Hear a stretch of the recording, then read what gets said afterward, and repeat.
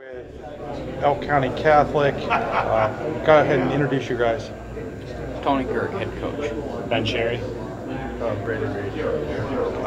Gentlemen, last year was a rather successful season, maybe ended a step short of what you would have hoped for at the end of the day, but how do you build on the success that you guys had a year ago, Coach?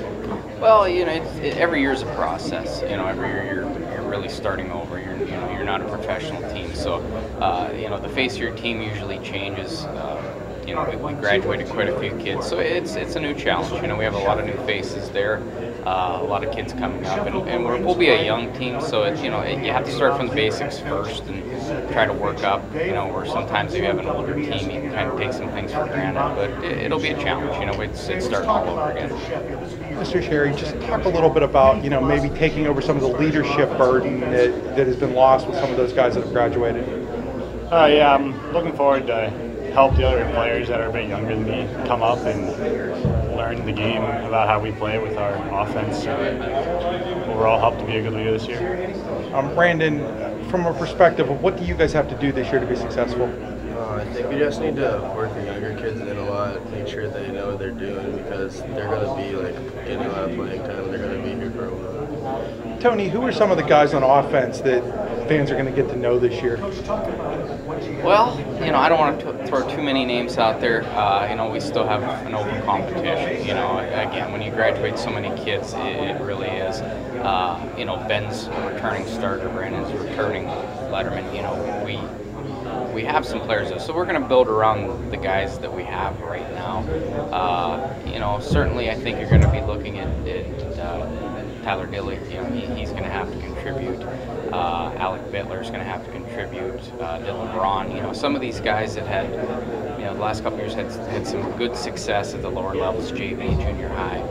But now we've got to take that next step. So, those are the guys that, probably be seeing the ball quite a bit. But we're still fitting people into the right spots. Last year, you guys, while you still used a lot of the principles of the single wing, you also opened it up a little bit more. Are you going to look to go back to being more of a single wing or keep it open? Yeah, I always kind of went by the philosophy that you should really build your offense around your team. Don't build your team around your offense. Certainly we have a structure we try to stick with. See how we can get our playmakers the ball. Whether that means opening it up, tightening it up, whatever it may be. If we come out and run the triple option, hey, I'm open to it if that helps us win games. Brandon, do you have a preference on how you guys play offensively? The one that helps us win. Ben, on the defensive side of the football, what do you guys have to do to be successful? We got to work together. We have a lot of chemistry, I think, already. We have a lot of good players, but just teamwork is really key for us, I think. Guys, playing in the AML South, arguably the best division in District 9, what are the challenges to that and what are the benefits to that?